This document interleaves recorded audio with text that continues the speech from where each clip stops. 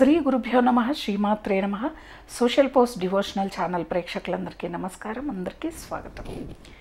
ఇప్పుడు చేతబడులు నిజంగా ఉన్నాయా? ఎప్పుడో ఒక 100 సంవత్సరాల క్రితం చేతబడులు చేశారు. 150 సంవత్సరాల క్రితం కూడా జరిగాయి చేతబడులు. అంటే అవి జరుగుతాయా నిజంగా? అంటే నేను చెప్పేది ప్రతి ఒక్కళ్ళకి అండి, భగవంతుణ్ణి నమ్మి భగవంతుణ్ణి ప్రార్థిస్తూ మనం న్యాయంగా ధర్మంగా ఉంటే ఎవరు ఎన్ని ప్రయోగాలు చేసినా మన దరికి రావు. చేతబడి బాణామతి చెయ్యాలంటే చాలా శక్తి అవసరం. చాలా భగవంతుడి వల్ల మనము సమాజ సేవ ఇంకేదైనా దానివల్ల వచ్చిన పుణ్యం మొత్తం ఖర్చు పెడతారు. కొన్ని ప్రాంతాల్లో విరివిగా చేసేవాళ్ళు ఉన్నారు, ఇప్పుడు లేవు. ఇప్పుడు చేతబడులు చేసేంత శక్తి ఎవరికి లేదు, అంత ఖర్చు పెట్టుకోలేరు, అంత క్రూరంగా ఎవరూ లేరు. మనుషుల్ని చంపేసుకుంటున్నారు. చేతబడులతో ఏం అవసరం ఉందండి? చేతబడులతో మనుషుల్ని హింసించక్కర్లేదు, చంపేస్తున్నారు డైరెక్ట్గా. అంత దిగజారిపోయింది సమాజం. మానవతా విలువలు లేని సమాజంలో బతుకుతూ ఉన్నాం మనం. నిజంగా ఉన్నాయా అంటే ఉన్నాయి. కొంతమందికి ప్రయోగాలు జరిగాయి, ప్రత్యక్షంగా చూసాము. వాటి విరుగుడు చేస్తే ఆ విరుగుడు వల్ల చేసిన వాళ్ళు ఏ ఎఫెక్ట్ పొందారనేది చూసాం. ఆరోగ్యం మీద చేస్తారు, సంతానం పెడుదారి పట్టాలన్నా చేస్తారు, భార్యాభర్తలు విడిపోవాలన్నా చేస్తారు, ఆస్తుల్ని కోల్పోయి మతి భ్రమించాలన్నా చేతబళ్ళు చేస్తారు, చేసేవాళ్ళు ఉన్నారు. అంటే ఎప్పుడైనా కానివ్వండి, చేసేవాళ్ళు ఉన్నారని చెప్తూ ఏంటమ్మా ఇలా చెప్తున్నారని మీరు అనుకోవచ్చు. అయితే చేసేవాళ్ళు వాళ్ళ ప్రయత్నాలు వాళ్ళు చేస్తున్నారు, కానీ ఇప్పుడు అంత సమయం ఎవరికి లేదండి. ఇది బాగా సమయం పడుతుంది, అంత సమయం కేటాయించలేరు. ఎవరి పనుల్లో వాళ్ళు బిజీగా ఉన్నారు. మరీ పని కూడగట్టుకొని అవతలి వాళ్ళు ఇబ్బంది పడాలి అని క్షుద్ర ప్రయోగాలు అయితే జరుగుతూ ఉన్నాయి. ప్రత్యక్షంగా నేను కూడా చూశాను. నాకు వాళ్ళు వాయిస్ రికార్డింగ్స్ పంపించారు.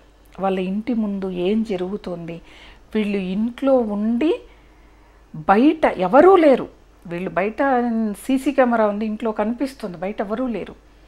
కాకపోతే ఒక శబ్దం ఒకటి భయంకరంగా వినిపిస్తుంది వాళ్ళ ద్వారం దగ్గర. వాళ్ళు వాయిస్ రికార్డ్ చేసి పంపారు. చాలా భయానకంగా ఉంది. వాళ్ళ ఎదురింటి వాళ్ళు కూడా లేరు, ఇంటికి తాళం వేసి వెళ్ళిపోయారు. వీళ్ళ ద్వారం దగ్గర అలా శబ్దం అవుతోంది అంటే వీళ్ళ మీద క్షుద్ర ప్రయోగం జరిగింది. కానీ వీటికి ఏదో చేయక్కర్లేదండి, భగవంతుడి ప్రార్థనే వాళ్ళని తిప్పికొడుతుంది. భగవంతుడు రక్షగా ఉన్నాడు కాబట్టే ద్వారం బయటే వీళ్ళకు జరిగిన ప్రయోగం ఆగిపోయింది, లోపలికి రాలేదన్నమాట.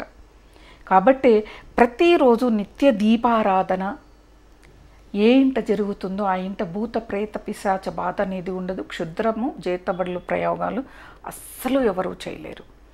ఇవి తప్పకుండా చేయాలి. అలాగే ప్రధాన ద్వారం బూజు దుమ్ము లేకుండా చూసుకొని ప్రతి శుక్రవారం ప్రధాన ద్వారాన్ని కడిగి పసుపుతో పూజించి కుంకుమను అలంకరించి ముగ్గుని వేసి, ఇవన్నీ ఏ ఇంట అయితే జరుగుతాయో ఆ ద్వారం దాటి లోపలికి ఏవి కూడా రాలేవు. తులసిని ఏ ఇంట పూజిస్తారో ఆ ఇంట కూడా ఇలాంటివి ఏవి ఉండవు. నిజం చెప్తున్నా, ఇలాంటివి ఏవి ఉండవు, రాలేవు కూడా, కాలు కూడా పెట్టలేవు. ఎక్కడైతే హనుమాన్ చాలీసా పారాయణం ఏ ఇంట్లో అయితే జరుగుతుందో వాళ్ళ మీదకి ఎవ్వరూ రాలేరండి. నేను ఒకటే చెప్తున్నా కదా, మనం భగవంతుణ్ణి పట్టుకుంటే ఒక ఆరాలాగా ఉండి ఆయన రక్షిస్తూ ఉంటాడు, ఒక ఆరా ఏర్పడిపోతుంది. అది మరి వాళ్ళు కూడా అలా చేశారు కాబట్టే వాళ్ళ ఇంటిలోకి రాలేక బయటనే ఆ ప్రయోగం అనేది తిరుగుతూ ఉంది వెళ్ళిపోయింది.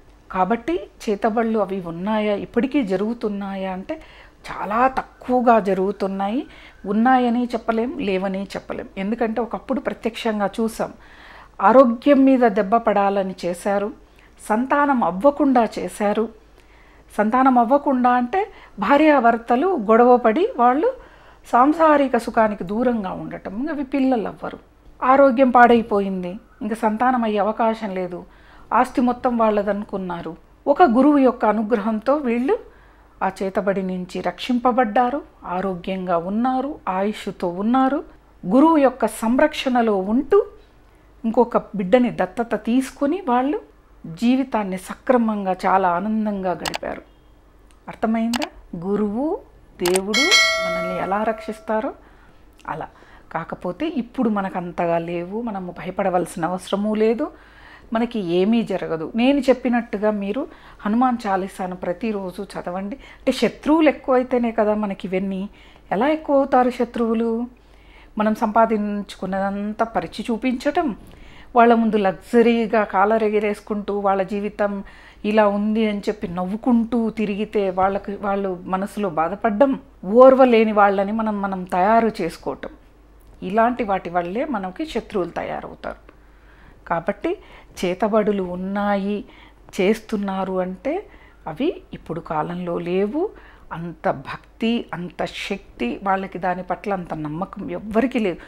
నమ్మితేనే మనకి జరుగుతాయి, నమ్మకపోతే జరగవు. ఇప్పుడు ఒక దారిలో వెళ్తూ ఉన్నాం, ఒక బాగా రాయి అందంగా కనిపిస్తుంది, ఆ రాయికి పసుపు పూసి బొట్లు పెట్టి ఓ దీపం పెట్టి అగరబత్తీలు వెలిగించి నువ్వే దేవుడా అంటే దారిన పోయే వాళ్ళందరూ కూడా అదే పని చేస్తారు. కొన్ని రోజులకు అది దేవత అయి కూర్చుంటుంది రాయి.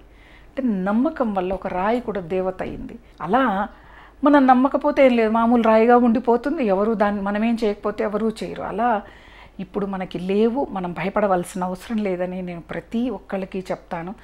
మన మనోధైర్యమే మనకి రక్ష, మన మనోధైర్యమే మనకు ఒక ఆర, మన భక్తియే మనకి రక్షణ. ఇవి మాత్రం నేను చెప్పగలను. వీటిని మీరు పట్టుకొని ఆచరించండి. మూఢనమ్మకాల జోలికి వెళ్ళవద్దు. కొంతమంది చాలా వరకు సినిమాల్ని చూసి అపోహలకు వెళ్తూ ఉంటారండి. సినిమా అండి అది అంతవరకు మనము చూడటానికి, మనం ఆకర్షింపబడ్డానికి చేస్తారు. అవి ఉన్నాయని వాళ్ళు చెయ్యట్లేదు, అందుకే దాన్ని వాళ్ళు యాక్ట్ చేస్తారు, నటిస్తారు తప్పితే అది రియల్ కాదు, రియల్ అది అలా ఉంటుంది. కాబట్టి ఎవ్వరూ భయపడకుండా జాగ్రత్తగా ఉండండి, భక్తితో ఉండండి, ధర్మంగా ఉండండి. స్వస్తి.